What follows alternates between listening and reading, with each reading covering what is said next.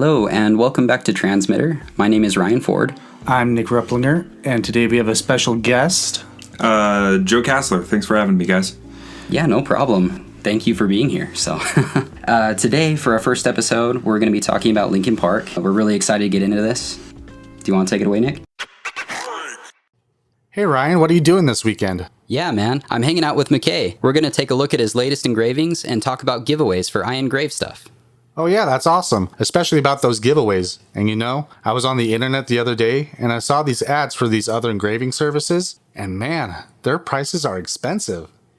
Yeah, man. A lot of those other engraving companies will charge you up the wazoo for things. But I've noticed that McKay's company, they have items that are priced very reasonably, making it affordable, especially this year, to get a personalized and really impactful gift. Get your parents something that is heartfelt with your signature, or you can even do a letter in your own handwriting on something.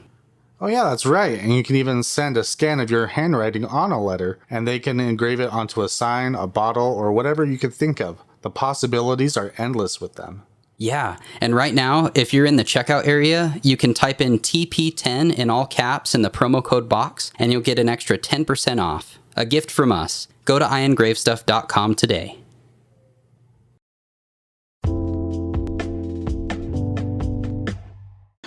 Yeah, sure. So, yeah, Linkin Park, if you don't know who they are, although I feel a lot of people already know who they are, but they're kind of a new metal age band that started, I guess they kind of started in the middle of the 90s, but then didn't really get signed and come to fame until like the early 2000s with Warner Brothers Music. But I don't know, I feel like you know their discography a little bit better than I do. But. Okay, yeah, I'll get us started here. So I guess first off, we'll start with Chester Bennington. That's how a lot of people, I think, kind of know Linkin Park. Chester Bennington is their lead singer. He passed away tragically in, was it 2017, I believe? Yeah, 2017. Yeah, and so that's how a lot of people know about this band, is from his passing. But more than that, he was just an amazing vocalist. He was renowned in the rock, new metal scene, I guess. Yeah, and they started as a new metal band, but they kind of just evolved over the years. They, stretched into alternative music. They had some music that was more pop-oriented, I feel like. Yeah, definitely towards the end. Yeah, kind of more catchy. And some people really liked their, how they evolved over the years, and some people really didn't. They've gained new fans and lost old fans, but it's been really cool to watch that, especially as someone who grew up on their music, because we've been able to watch them just come from something and change into something completely different. And I mean, now you've got Mike Shinoda, who is a guitar player / rapper for the band, who is actually doing his own solo project under his own name now. And gosh, it stretches into so much more. You've got Chris Cornell, which was a great friend of Chester Bennington, who is in was in Soundgarden, and he has tragically passed away as well. Chester Bennington actually passed on his birthday. So we'll be getting into all of this, but we just kind of wanted to try and get you a brief overview of Linkin Park as the band that they are, and what their sound is, where they've kind of came from. So I think from here we can probably get into some of their history. So Joe, what comes to your mind when you think about Linkin Park growing up and listening to their music? Oh yeah, Linkin Park. Growing up, I was raised on classic rock, bands like Tom Petty and Bruce Springsteen, Beach Boys, all that sort of stuff. And growing up, I started branching into more modern music, or modern at the time, and getting into harder rock. I started getting into bands such as Three Doors Down and, Daughtry. And then from there, I ventured into, more of the new metal stuff, such as Linkin Park. And I was just really blown away when I first started listening to their music. To me, in my opinion, the most distinct sound, I suppose, of Linkin Park is Chester Bennington. I mean, when you hear his voice, you hear his style of singing, you instantly know that that's Linkin Park. Definitely. Yeah, like I remember Ryan telling me how when they were first having auditions for singers in the band, there was this long line, and I guess some of the people, after they heard Chester audition, they just walked out of the line to not even audition, because they're like, okay, this guy's got it in the bag, just because he was just so amazing with his dynamic and his vocals, and And I think many people knew that, okay, this guy, he's got it, Yeah, more than his voice, it was just his passion that he put into his singing. Yeah. Of course, he has incredible cleans, but his screaming is also something to know. I mean, it's not just like Fry screaming or anything that you hear from other stuff. He's literally like belting out his frustrations and the emotion that he has, that he puts into this music. Yeah, I would definitely agree with that. You can definitely hear all the anguish in different songs that they sing, and especially in the, even though it was a kind of more of a poppy song, in the last song that he recorded, Heavy, I think you can really hear that in his vocals. I mean, like, you can just hear the anguish and the passion that comes behind it in the way that he wrote his music. And when I say that he was renowned as a vocalist, like, he really was. Rick Rubin himself even said that he can hear like 3 different voices within Chester's voice when he's singing. He just has a voice that is very unique, and that no one else, I don't think there's going to be anyone who will be able to mimic his voice ever. Like, it was just very unique. But yeah, so Linkin Park actually had another lead singer before Chester, back when they were called Zero, because their first band name was actually Zero, and they had a different lead singer, and then they eventually changed their name to Hybrid Theory. But it's funny, Mike Shinoda, the guitar player / rapper in the band, he didn't want the band to be named Hybrid Theory because he wanted to be able to have a website that had the band name as the title. So, and Hybrid Theory was already taken by someone else, the domain name. So they actually ended up changing the name again to Linkin Park, and that's what they stuck with because they had the rights to the domain name. And if you look back on it, when you look, they were in the middle of the 90s. The internet was still becoming a thing back then, and for him to think that far ahead that, hey, the internet is going to be exploding, we want to have our own domain name. That was an incredible, I guess, foresight of Mike Shinoda to think, yeah, we should have our own name rather than just be Hybrid Theory something else. That's kind of a little bit more ambiguous. Yeah, it was genius. I mean, the guy was very smart from the get-go. A lot of people credit Chester Bennington, his vocals and everything, and yeah, I mean, obviously he should be credited for that, but Mike Shinoda actually ran a lot of the kind of background stuff in the band and was in charge of a lot of the sampling, and so we want to make sure he gets his due diligence on this episode as well. Yeah, absolutely. I mean, Mike Shinoda is an incredible artist. Like, he is through and through an artist with his stuff in Linkin Park, as well as the stuff that he's done with his own solo projects, such as Fort Minor, and now, today with his self-titled project. And the work that he does is solely for his own artistic ventures. All the music that he's ever made with Linkin Park and anyone else has been for him. It was never to get rich. It was never to get famous or anything like that. And transitioning a little bit into Linkin Park's evolution, the reason why they evolved is because they wanted to explore lots of different genres. They didn't just want to stick to one formula. And of course, Mike Shinoda was one of the forefronts of their songwriting. In my opinion, if Chester Bennington was the head of Linkin Park, Mike Shinoda was the body. I definitely agree. I mean, both are very intricate parts of it, but without the other, I don't think they probably would have gone as far without the other. Yeah, well, and I think that, especially when you look at their first 2 albums, Hybrid Theory and Meteora, a lot of it is sampling, and it's almost like they took pieces of recording and just like spliced them all together into one cohesive thing. That's why you can take their songs and break them down so easily.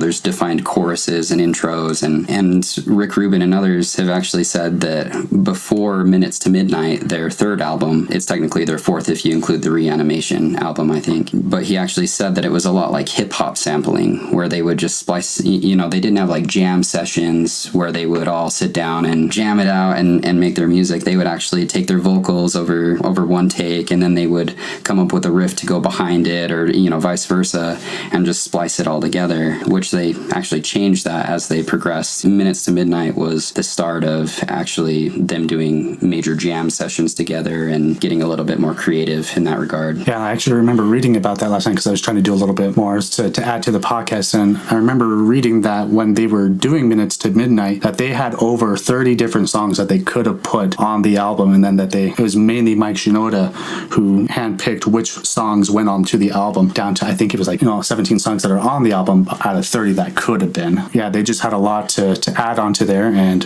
what you got is a really awesome album. And yeah, it's interesting that you bring up Minutes to Midnight. A lot of the people that I talk to when we talk about Linkin Park, of course, our peers, our generation, we grew up up listening to Linkin Park, and so we're very well familiar with how they've evolved. And a lot of the people that I talked to that were fans of their early stuff say that Minutes to Midnight was sort of the last good album, you could say, or it was the start of when they were, quote, at the height of their career, right? Yeah, it was the point in which their music started declining, you could say, in quality or creativity or whatever you may say. But what do you guys think about that? That's a good question. I personally, I know their older stuff more than a lot of their newer stuff. I kind of feel because on Minutes to Midnight, that's where they had like What I've Done and the other songs that were put on Transformers and other soundtracks and video games. And I feel like, for me personally, when I was listening to all their music come out, I feel like Transformers, like I said, that was the height of their music, but it kind of went down. And for me personally, I did not listen to them as much after Minutes to Midnight. So for me, I don't necessarily think the quality of the music went down. I just was not quite as interested because I love the hard electric guitar more than I do like a synthetic sound. Yeah, and I mean, with me, if you look at it from their history, with Hybrid Theory and Meteora, Hybrid Theory, they came out with this debut album that was unlike anything a lot of people had ever heard. New metal, rock rap, it was a meshing of synths and beats, and then Meteora, I feel like they kind of perfected that synergy that they had with Hybrid Theory. And I've actually watched interviews with the band where they're like, we've explored this sound so much that at this point it's just easy to replicate, and we don't want to be that band that makes the same thing over and over, which is why they chose to branch out when they did Minutes to Midnight. And Minutes to Midnight is actually, the reason it's named that is, it's from like World War I or II, I think. There's like that countdown clock that they came up with, the Minutes to Midnight clock. Do either of you guys know about that? I don't think so. So it's this clock that, depending on like how much tension there is between all the different countries in the world, this is a very rough explanation, I guess, of it, but depending on how much tension there is throughout the world, they'll mark the clock closer to midnight. Midnight being like total nuclear war, world devastation, like the end of everything. So it's kind of like a gauge between, and midnight's like all out war, and the few minutes is like just the little bit of time beforehand, or? Yeah, exactly. Like, and the farther away it is from midnight, the more like at peace the world is and everything. Okay. So that's kind of why they named it that, is I guess they felt like it was an impending countdown to change, or at least that's what I've kind of put together from interviews I've watched with them. So I think if you take Minutes to Midnight as what it is, which is a departure from their old sound, and if you respect the fact that they really tried to change and really tried to do something different using a great producer, Rick Rubin, I think you can really enjoy that album and also their work past that album. But, overall, just listening to it as someone who just hears it on the radio, I've always enjoyed their older stuff too, the hard electric guitars, the stuff that didn't sound quite so electronic and was a little bit less catchy radio type music.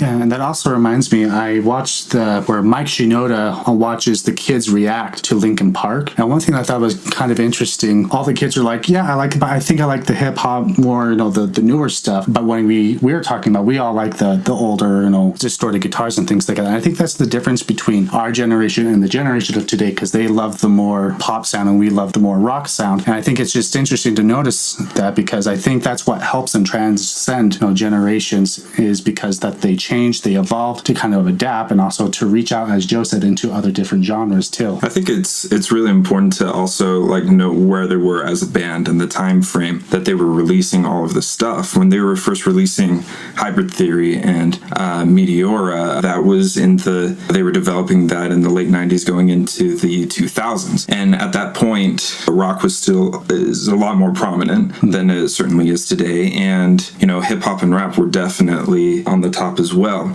And you see their message, and of course their songs on those albums were definitely a lot more angry and angsty, and it definitely appealed a lot to the younger generation of that time, because they were talking about people who don't understand them, not being accepted, even betrayed at times, and those kinds of feelings that you have that a lot of people could identify with at that time. And I don't think that there could have been a more proper way to infuse that with music than to two genres such as metal and rap, bringing that together, two genres that separately are very well known for displaying that kind of message of anger and resentment, and infusing that into something that a wide array of audiences can listen to, the audiences that listen to rap and the audiences that listen to metal. Yeah, it was very well done. And I think that they just kind of got a little tired as time went on with doing that same, same level of organization with the rock and the rap. And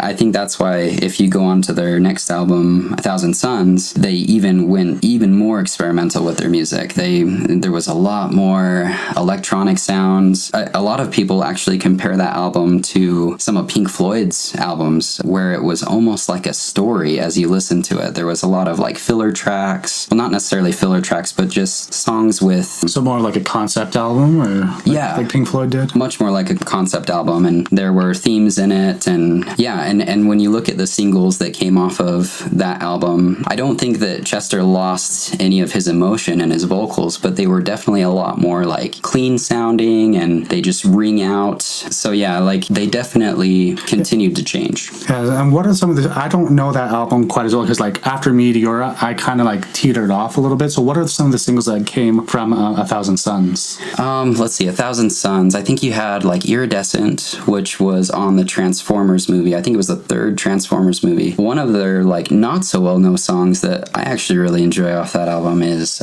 Wretches and Kings. I feel like it's kind of grimy, like some of their older stuff, but there's not really any guitars in it. It's more just electronic beats, and they use samples from different speeches throughout history. Yeah, so it's definitely one of their most interesting records to date, I would say. And you can tell in their evolution, these guys were growing up, and they were letting their music grow up with them. You have Hybrid Theory and Meteora, which were very much angry on the angsty side, but as they grew up, they were experiencing life. They had families. Recently, on that same video with the kids reacting to Linkin Park, Mike Shinoda said that he would never ever let his kids watch early Linkin Park music videos. That's right, yeah, I forgot about that. Because, he was like, oh my gosh, this stuff is just so angsty, it's unbearable. And that's because they grew up, and you can tell in their lyrics, they were experiencing life, and it wasn't all like sad and tragic. It was all overcoming trials, and it was, for instance, like Waiting for the End,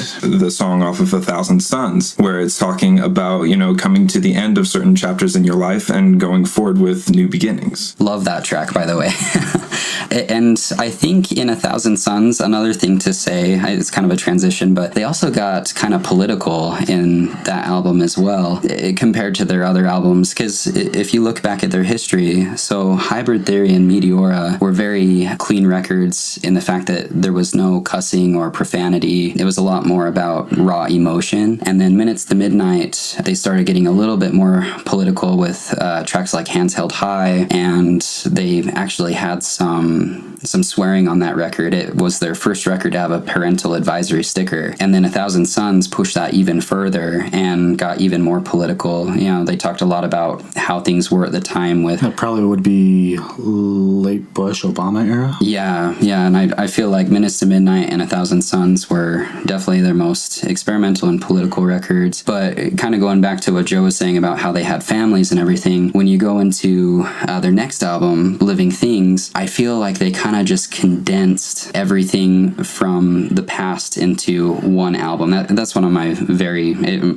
my personal favorites, because I feel like they just took sounds from all their other albums and kind of meshed them together. They kind of took out some of the new metal sounds that hadn't aged very well, but still kind of stuck to their roots. And it was in my opinion, one of their most personal records. They talk a lot about, there's a lot of emotional lyrics again, less political, more personal. Yeah, what do you guys think of that album? I didn't listen to that one too much because, like I said, I love electric guitar. I love the sound of, that distortion. And after that, they didn't really use that as much. And so for me, I know maybe like a handful of their songs that they came out. I never really listened to those albums as much because, like you said, the fan base changed. Mm-hmm. And I would definitely say I'm one of those where it's like, yeah, I still like them, but it's not what I would choose to listen to every day. So personally for me, I couldn't say as much about that album. But I think, it just goes to show just how they really did change and how their fan base changed too. Yeah, and so with Living Things, I think their number one single on that was Burn It Down. I hope I've got that title right there. That one was all over the radio. It was a huge hit. And I should probably say, with all of their records, they won, oh man, all kinds of awards. Like,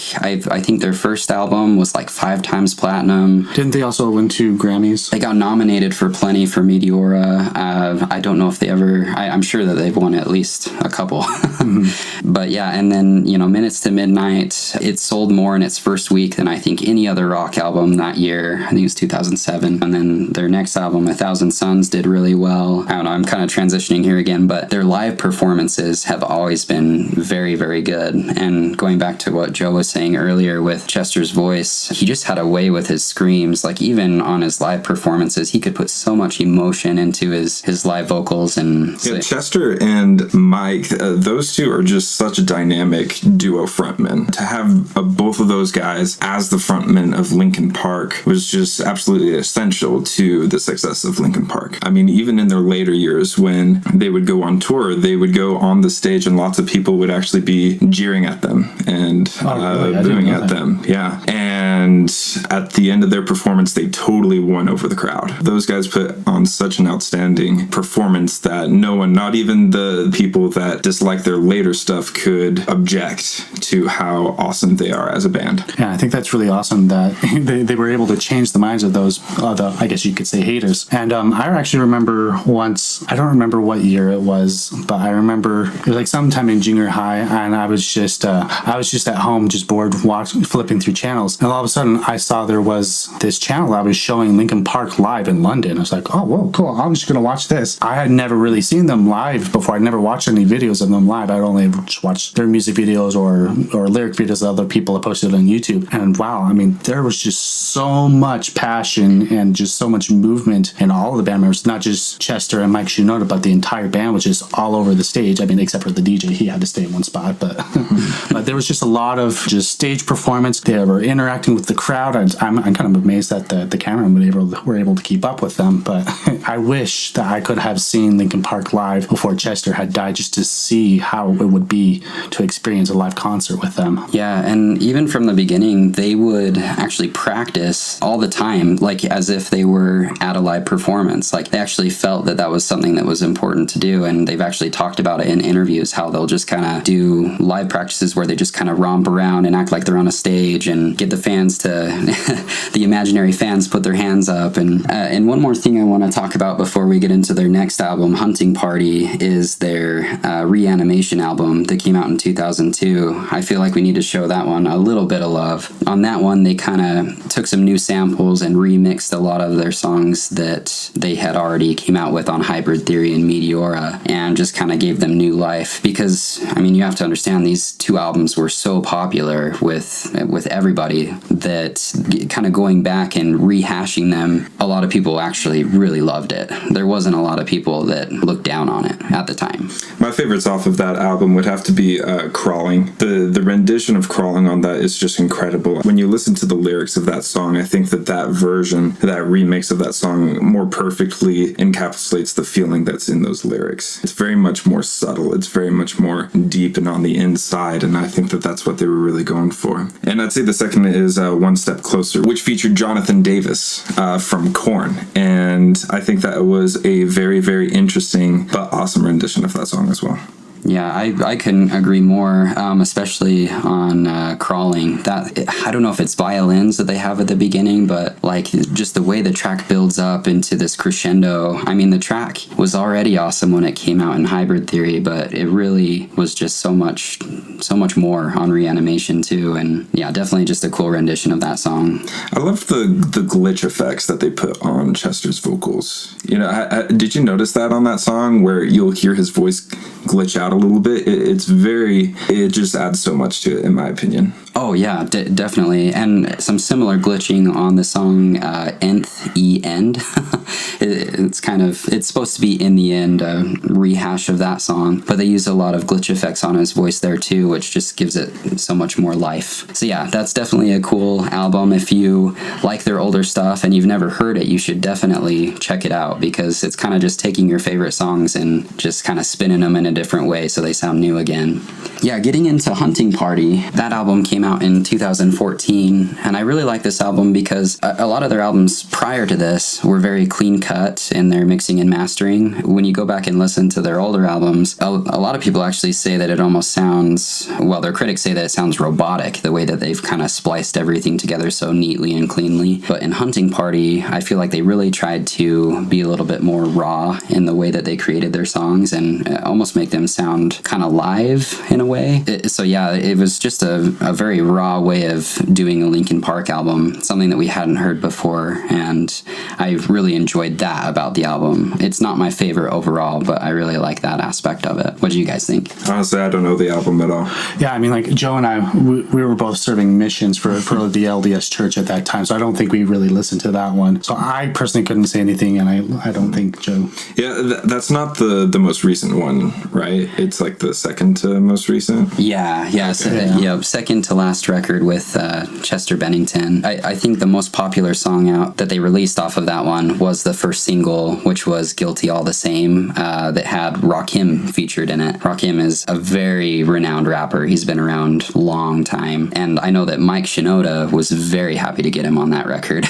So just going into that one a little bit, I guess some takeaways from that one are, it definitely sounded more raw and more like a live performance, and it was more of, the genre was more alternative, I would say. It had none of that really like new metal sound or anything like Hybrid Theory or Meteora. I mean, they never really touched that sound again after those two records, I feel like. And yeah, it had some cool features on it. You had Paige Hamilton on All for Nothing and Rakim on Guilty All the Same. Until It's Gone is another popular single that actually is still played on the radio today. Final Masquerade is a great song off that record. Yeah, and if you just like songs that are a little bit more raw, if you like kind of that Green Day sound, I would say this record is for you. Oh, and you also have Tom Morello. I don't know how I could leave him out. Tom Morello on Drawbar, which we'll definitely be talking about on this podcast.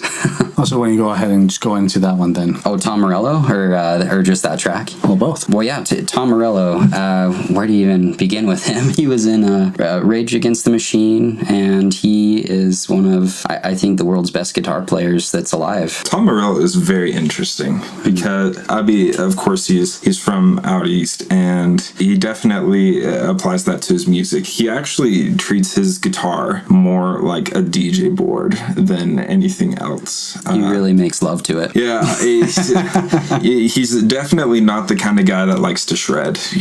I know that he loves that kind of stuff, but that's not necessarily his style. He loves, heavy riffs, but he also loves using his the kill switch. Yeah. He's really renowned for that one. Yeah, he uses the kill switch all the time and uses pedals to just make the craziest sound effects with his guitar, and that's what he loves the most with guitar playing. Yeah, he's also in Audio Slave. Gosh, he's been in so much. We really will just have to do like a full episode on him to really tell you about all that he has done, which I think we'll save that one for our Rage Against the Machine episode. So yeah, I guess moving on from the Hunting Party, the last album that they put out, I mean, of course they had, their Recharged album that came out in like 2013, and they had some live albums, but we're just going by like their major releases. Their last album was One More Light that came out in 2017. Their hit single Heavy. They had a lot of other really fun songs on that record too. And if I'm not mistaken, the music video for their single One More Light is their tribute to Chester. Is that right? Yeah. Yeah, I'm pretty sure it is.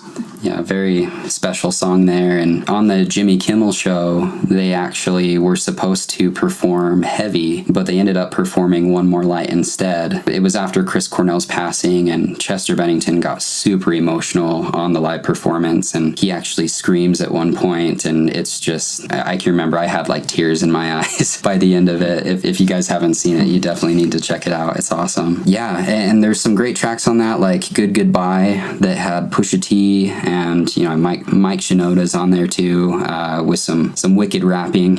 But yeah, this album I think was a lot more like a pop album in a way. I mean, it definitely still had all of the aspects of rock and roll, but they really got more pop sounding on this one, and a lot of people didn't like it. And Chester Bennington was going through a very hard time on this album, which I think ended up leading to his tragic passing. But yeah, so I mean, that's I guess the kind of discography, and I guess one thing that I'm interested in more talking about is also what would you say is your guys' all-time favorite Linkin Park song, and what makes it your favorite? For me, I have like a tie between, of course, like I said, I'm more into the earlier stuff. Breaking the Habit, which was the first song I ever heard by them, so for that reason, it'll always be one of my top favorites, and also Numb. But before I get into those, let's hear, Joe, what would you say is your all-time Linkin Park song?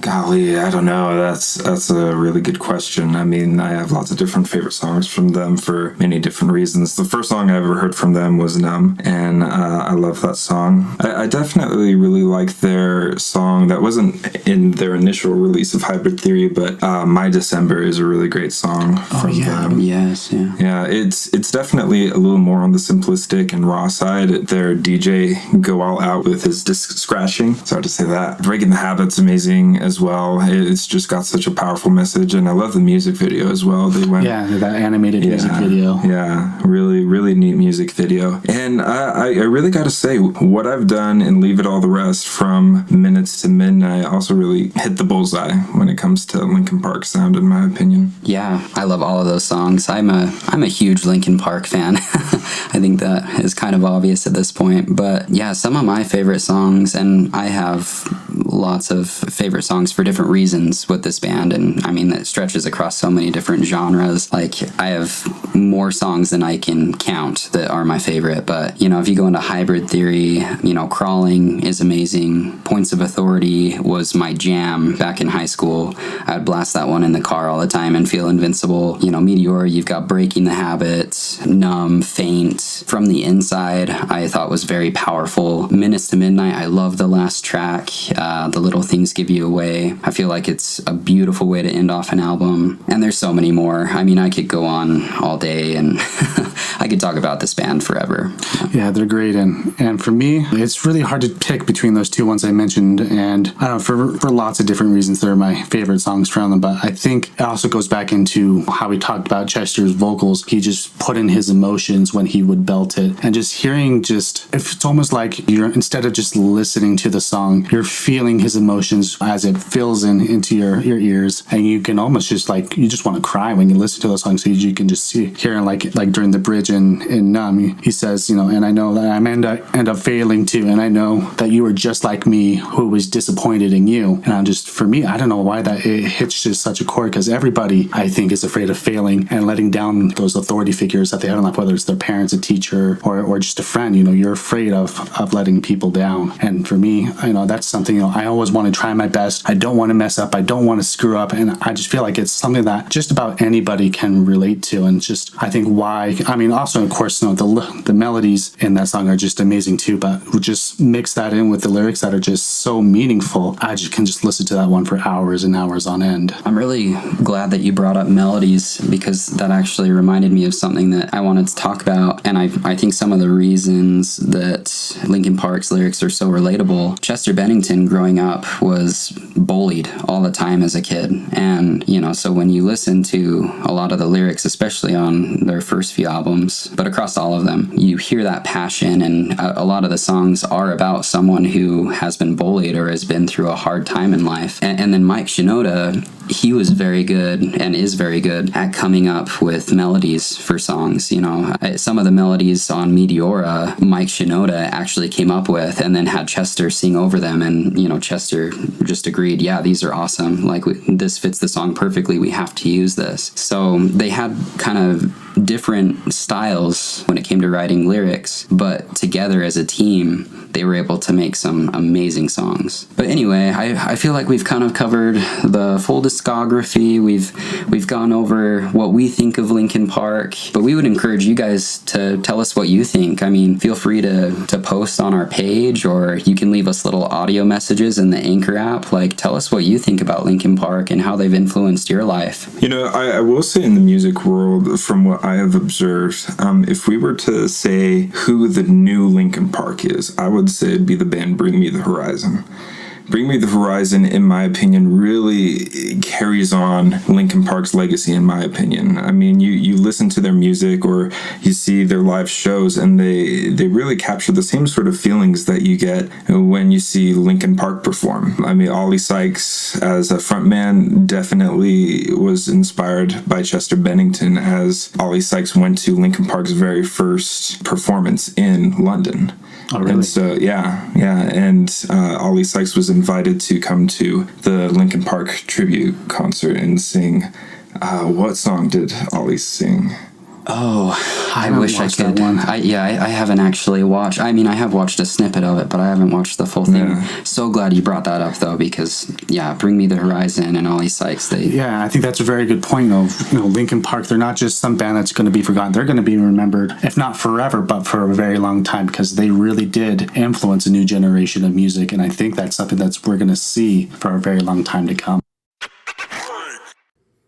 iEngraveStuff.com is a local engraving service based in Linden, Utah. If you want an amazing engraving done on one of your personal belongings, get in touch with one of their specialists today. You might meet McKay, who is one of the main brains of the operation. He's also one of our close friends and the drummer of Nick's band Blix 10. Follow their Instagram page to stay in touch with the latest news for iEngraveStuff. And be sure to type in TP10 in all caps in the promo code box when you're shopping online at their store.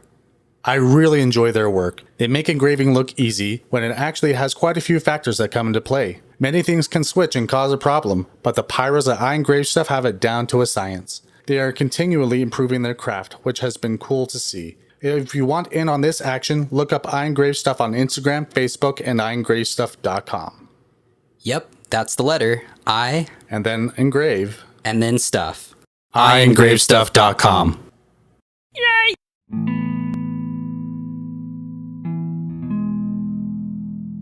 Yeah, so as we start to end off this episode, just want to talk about Chester Bennington. You know, his tragic passing really affected all the fans, the media. You know, his suicide was devastating for everyone. And, you know, he was such great friends with Chris Cornell, and his suicide was on Chris Cornell's birthday. And we'll talk about Chris Cornell in another episode and his tragic passing as well. Yeah, so to end off here, we just kind of wanted to talk about, you know, Linkin Park's legacy and just how amazing they were and how it affected. Yeah, it's just crazy to see where they came from and where they ended up. Like, I remember in preparation for this podcast, I watched an interview from when they were first barely started, even before they got their record deal. And they were just in this basement just jamming it out. And, you know, they were fighting over parking tickets because apparently someone had parked Chester's car and they didn't fill the meter. And then at the very end of the interview, it shows Chester shooting out one of his bandmates saying, like, I'm not made of money. And now today I looked up his net worth. He's worth over $30 million. It's like, you know, it's just crazy to see, you know, just how much success they had when, you know, it just comes to getting everything out and where they came. And then all the different, you know, musical styles that they went from the new metal to the more pop and R&B styles. And I think, it also affected a lot of people on a personal level too. Like Joe and I, we went and saw Disturbed in concert, and there's this new song that they have called Hold On to Memories. And as they're playing on this song, the song's about holding on to the memories of the loved ones because times change, people come and go. And they had this big, huge screen that had